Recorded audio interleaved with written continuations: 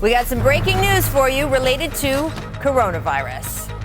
The city of San Francisco has followed the lead of neighboring Santa Clara County and banned all gatherings of 1,000 people or more for 2 weeks. That ban will include Warriors games, which means, yes, the other shoe we have all been waiting to drop has hit the floor. The Warriors plan to play tomorrow night's game against the Nets without fans. In a statement, the Warriors said, quote, "We will continue to monitor this evolving situation closely to determine next steps for future games and events. We appreciate the understanding and patience of all of our fans, guests, and partners during this unprecedented time." Now, the Washington, D.C.'s health department has also recommended that events featuring crowds of 1,000 or more be postponed or canceled. The Wizards have 4 home games scheduled through next Friday, including this Friday against the Celtics, so we're keeping track of that. But this may soon be taken out of individual teams' hands. The league's Board of Governors is scheduled to hold a conference call about 90 minutes from now, in which it will discuss how to proceed as the impact of this virus grows. League sources told our Adrian Wojnarowski last night that scenarios include all the way up to moving games to cities that don't have reported cases of the virus, which could include non-NBA cities.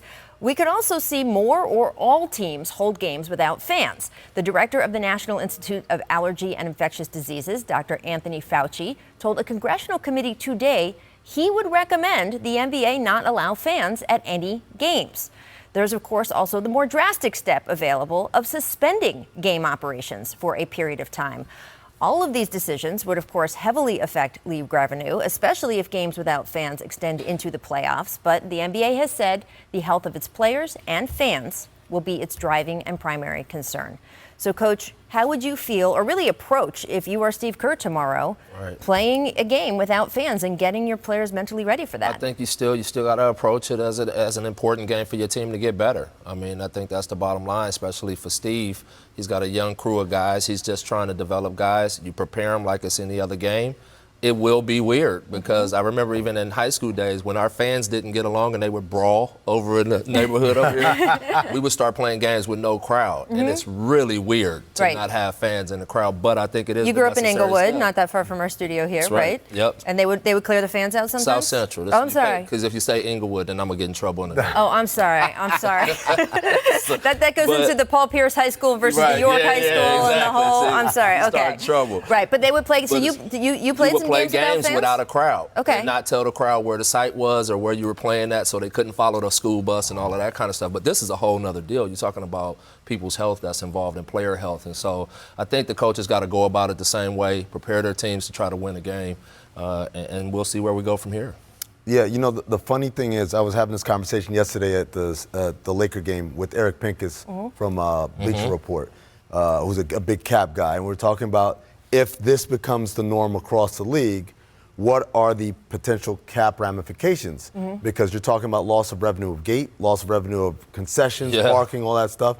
That could equal almost if we go from here to the end of the playoffs with no fans in the crowd, but we play the games, we're talking about maybe a $20 million drop in the salary cap next year, which means a drop in the luxury tax, which means every team might be in the tax a year from now. And so how does the league respond to that? Because obviously when you're planning 2-3 years ago, no one would expect this kind of scenario to happen. And so those are kind of the ripple effects, the unintended consequences of this. But obviously, like Coach said, health is number one. I mean, we're talking about people's lives here. This is real. And most importantly, when local governments say, no, you can't just thumb your nose. You have to go along with it. Yeah, absolutely. I would think that if this got to a point where we went months without the revenue from the fans and all that stuff you're talking about, they might make some exceptions on luxury tax, repeat violators or things like that. That's all something that can get worked out over the summer once we get a handle on what this is. I think the hardest thing right now is for players to sort of get a handle on how to approach all this stuff. Because to your point, for the Warriors, they're not in the playoff hunt. They've been eliminated. You know, every game is just a chance to get better. But you have teams in pretty serious playoff races and races for seeding, and they're going to have that energy that they need. And you've heard players around the league over the last couple days push back, not because they don't want players or fans or anyone to have those health concerns met, but just it's the idea of playing without fans just feels so uncomfortable to them. It's going to be a big thing to get used to because it's happening. Huge adjustment they're going to have to make. Summer League 2008. Thomas and Mack, big arena, nobody there. The last 2 games of Summer League. Oh, yeah. So everybody's gone. The tail end when everyone's gone. Absolutely. We will, of course, continue to monitor the situation throughout the show, but I want to get back to basketball just for right now.